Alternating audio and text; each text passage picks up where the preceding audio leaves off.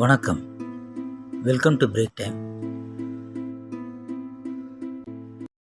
உதயநிதி ஸ்டாலின் துணை முதல்வராக பதவியேற்றிருக்காரு. ரொம்ப நாளாக புலி வருதுன்னு கதை சொல்கிற கணக்காக இருந்துட்டு இருந்த விஷயம் இப்போ உண்மையாயிருக்கு. கலைஞருக்கு அப்புறம் ஸ்டாலினுக்கு அப்புறம் உதயநிதி ஸ்டாலின், அதுக்கப்புறம் இன்பநிதி. ஜனநாயக முறைப்படி கரெக்டாக தான் வந்துட்டு இருக்கு. இதில் ஒன்றும் மக்களுக்கு பெரிய ஆச்சரியம் இல்லை.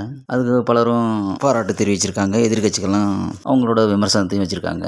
உதயநிதி ஸ்டாலின் முன்னாடி துணை முதல்வர் பதவி வரப்போகுது அப்படிங்கிற விஷயத்த முதல்வர்கிட்ட கேட்கும்போது அதுக்கு அவர் அப்போ என்ன சொன்னார்னா, கோரிக்கை நிறைய பேர் வச்சுருக்காங்க, ஆனால் இன்னும் பழுக்கலை அப்படின்னாரு. யார் பொதுமக்கள் வச்சாங்களா இல்லை கட்சிக்காரங்க வச்சாங்களா அது அவங்களுக்கு தெரியும். உதயநிதி ஸ்டாலின் செய்த ஒரே தியாகம் சினிமாவை விட்டு விலகுனது. இப்போ கட்சி பக்கம் போகலன்னா சினிமாவிலே இருந்திருப்பாரு. அது அவருக்கும் கஷ்டம், நமக்கும் கஷ்டம். ஒரு விதத்தில் அது ரொம்ப நல்லது. இதை பற்றி பலரும் பாராட்டும் போது EVKS என்ன சொல்கிறாருன்னா, உதயநிதி ஸ்டாலின் தந்தை போல உறுதியும் தாத்தா போல கடின உழைப்பும் கொண்டவரான். அதுக்கு ஒரு எக்ஸாம்பிள் சொல்கிறாரு.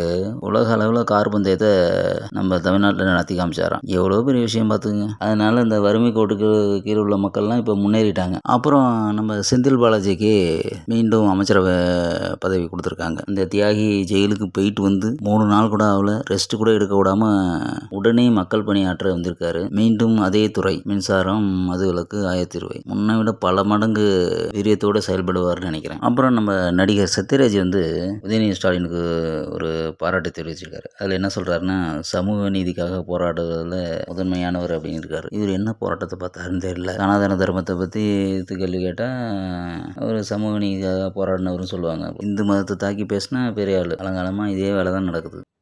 உங்களுக்கு இந்த சேனல் பிடிச்சிருந்தா மறக்காமல் லைக் பண்ணுங்கள், கமெண்ட் பண்ணுங்கள், ஷேர் பண்ணுங்கள், சப்ஸ்கிரைப் பண்ணுங்கள். தேங்க்ஸ்.